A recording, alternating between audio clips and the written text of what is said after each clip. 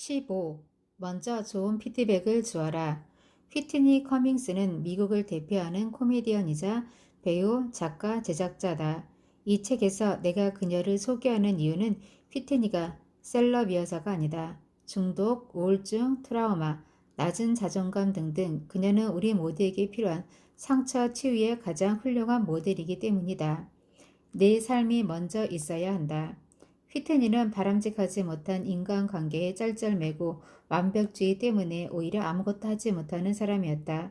이는 알코올 중독과 우울증, 바닥을 치는 자존감을 불러왔고 하루 종일 다른 사람들에게 즐거움과 웃음을 주지 못하며 어쩌지 하며 안절부절 못하는 배우였다. 그러다 어느 날 지친 몸을 이끌고 집으로 돌아가던 길에 절로 탄식에 나왔다. 아, 정말 내 삶은 어디로 간 걸까? 긴 한숨을 쉬고 나자 천천히 한 생각이 떠올랐다. 맞아, 내가 먼저야. 내가 재밌어야 사람들을 웃기는 코미디를 만들든지 할 거 아닌가? 우리는 늘 벤치마킹할 대상을 찾는다. 다른 사람의 경험과 지식을 얻기 위해 책을 읽고 피카소나 고흐의 그림을 보며 화가의 꿈을 키운다. 누군가의 독특하고 아름다운 삶과 상상력을 본뜬 영화와 드라마를 보며 울고 웃는다. 우리가 창의적이고 독창적이라고 생각하는 것들은 모두 창의적이고 독창적인 것들의 모방이다. 휘트니는 이렇게 말했다. 내가 그토록 힘들었던 이유는 타인의 삶을 벤치마킹하는 데 소질이 없었기 때문이다. 그럼에도 계속 타인의 코미디를 완벽하게 흉내내려고만 안간힘을 썼던 것이다. 그러니 관객들은 내 코미디를 보고 어디서 많이 본 것 같다고 혹평한 것이다. 내 드라마, 내 코미디를 하려면 아무도 모르는 내 삶을 모티브로 삼아야 한다는 깨달음이 생겼다. 그런데 정작 주위를 둘러보니 어디에도 내 삶이 없었다.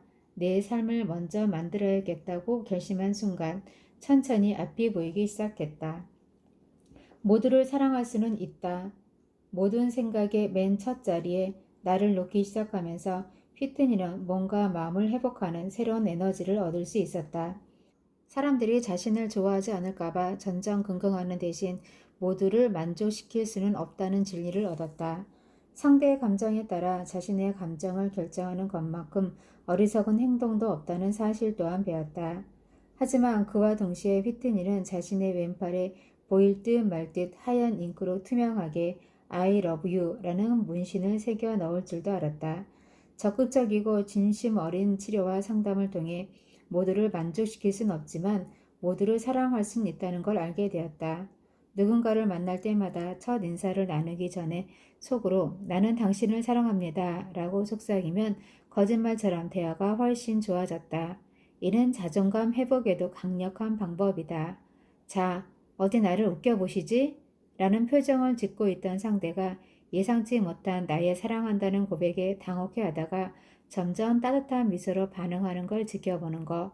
그것이 내가 꿈꿨던 관계의 코미디였다. 사람들에게서 내가 원하는 반응과 피드백을 얻지 못할 때 우리는 상처를 받는다. 분노와 좌절을 느끼고 우울과 불안에 휩싸인다. 이를 효과적으로 치유하는 방법은 마리아처럼 먼저 따뜻하고 평화로운 피드백을 상대에게 건네는 것이다. 이것이 곧 타인이 아니라 내가 통제하는 삶을 사는 지혜다. 휘트니는 브레네 브라운의 지혜를 빌려 다음과 같이 말했다. 상처를 치유하는 가장 좋은 방법은 상처를 받지 않는 것이다. 상처를 받지 않으려면 나 자신을 먼저 바라보아야 한다. 우리가 우리 자신을 먼저 바라보지 않는 이유는 거기에 있는 연약함과 취약함을 상대에게 드러내고 싶지 않아서다. 상대의 공격을 받을까 두려워서다. 그래서 그토록 집요하게 남들의 습관을 파고들고 판단하는 데만 열중하다가 오히려 큰 상처를 입는다. 마음껏 부드러움과 연약함, 취약함을 드러내라. 나는 당신을 해치지 않아요 라고 말하면 상대는 마음을 연다. 나는 당신을 사랑합니다 라고 말하면 상대는 더 활짝 마음을 연다. 내 자존감을 높이는 방법은 타인을 따뜻하게 인정하는 것이다. 16. 강해지고 싶다면 강해져라. 조코 윌링크는 지구상에서 가장 무시무시하게 생긴 사람들 중 한 명이다. 근육질에다 체중이 100kg을 넘는다. 브라질 주짓수 검은띠이고 대련할 때마다 네이비 실 대원 20명을 무릎 꿇린다. 특수 정보 분야의 전설적인 존재이고 항상 날카로운 눈으로 상대를 꿰뚫어 본다. 그와의 인터뷰 소식이 알려지자 그야말로 인터넷은 뜨겁게 달아올랐다. 조코는 20년 동안 미 해군 소속으로 가장 많은 훈장을 받은 특수부대인 실팀 3 태스크 유닛 브루저를 지휘했다. 고국으로 돌아온 후에는 서부 실팀의 훈련 담당관으로 전 세계에서 가장 힘들고 가장 사실적인 전투 훈련을 고안하고 실행했다. 해군에서 은퇴한 후 리더십 및 매니지먼트 컨설팅 기업 에셜론 프론트를 설립했고 뉴욕타임스 베스트셀러 이스트림 오너십을 공동 집필했다. 규율이 곧 자유다. 그의 신조를 묻자 간단한 답이 돌아왔다. 규율이 곧 자유다. 이상하려 많지 이 말이 마음에 다가왔다.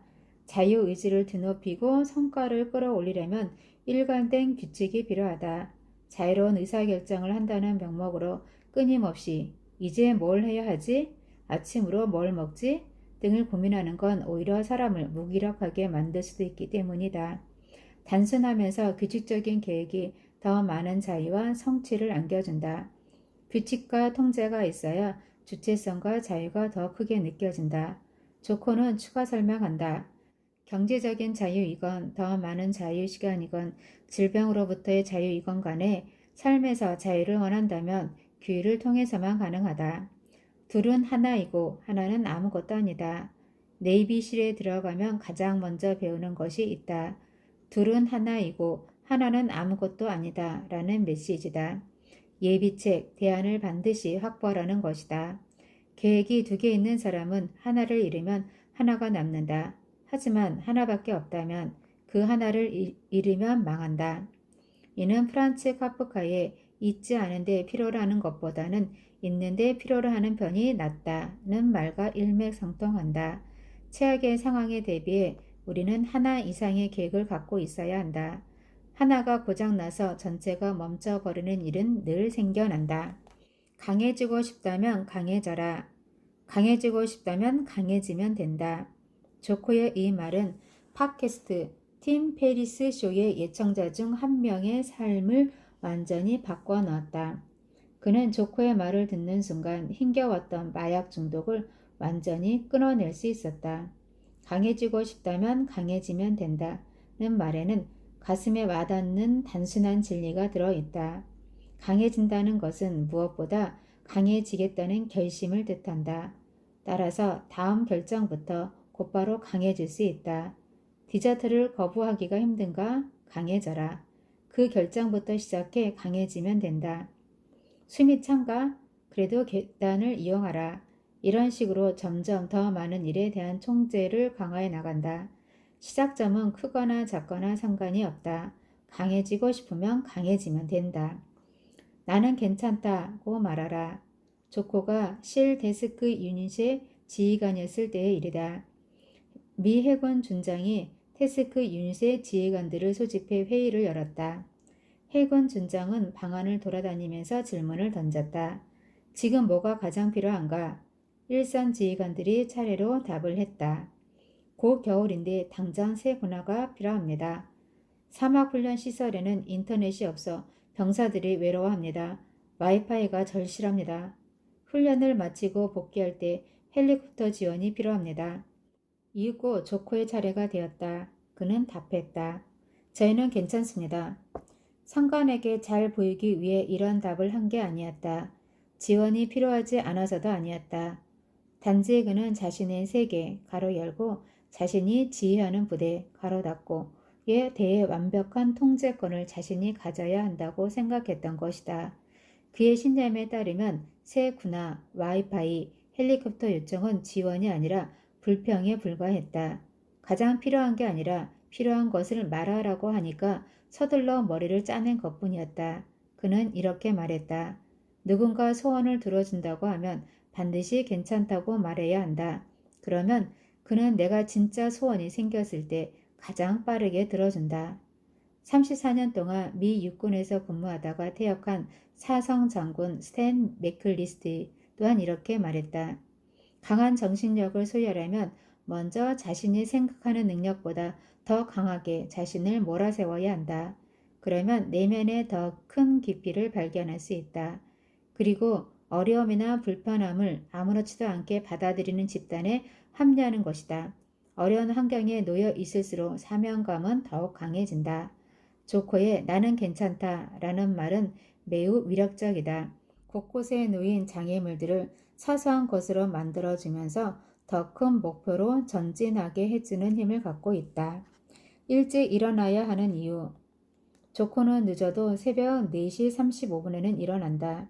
적보다 먼저 일어났다는 심리적인 승리감이 좋아서다. 그는 새벽에 일어나 자신의 적이 무엇을 하고 있는지 생각한다. 군에서 은퇴했지만 여전히 내 머릿속은 어디선가 나를 기다리고 있는 적의 모습이 들어있다. 그는 한 손에는 기관총을 또 다른 손에는 수류탄을 들고 나를 기다리고 있고 우리는 곧 마주칠 것이다. 이런 생각이 들면 침대에서 자동으로 벌떡 일어나진다. 내 팟캐스트 방송의 많은 청취자가 조코의 이 이야기를 듣고 아침에 일찍 일어나기로 결심했다는 메시지를 보내왔다. 그들의 트위터에는 샵 0445클럽이라는 해시태그와 함께 4시 45분을 가리키고 있는 수많은 손목시계 사진들이 올라와 있다. 조커와의 인터뷰 방송은 1년이 지났음에도 여전히 강력한 지지와 힘을 얻고 있다. 인터뷰가 있던 날 조코는 우리 집에서 하루 묵었다. 이튿날 아침 8시 함께 묵었던 내 여자친구가 나를 깨우며 말했다. 조코는 벌써부터 일어나 4시간째 책을 읽고 있어. 어떻게 해야 해? 조코가 깜짝 놀라는 모습을 딱 한 번 본 적 있다. 내가 30살에야 수영을 배웠다고 말했을 때다. 며칠 후 그에게서 문자 메시지가 도착했다. 이 책에 나를 넣어줘서 고마워요. 언젠가는 은혜를 갚도록 하죠. 손을 뒤로 가게 묶고 발도 묶은 상태에서 헤엄을 칠 수 있는 법을 가르쳐 줄게요. 살아남는 데 도움이 될 거예요. 강해지고 싶다면 방법은 한 가지다. 강해져야 한다.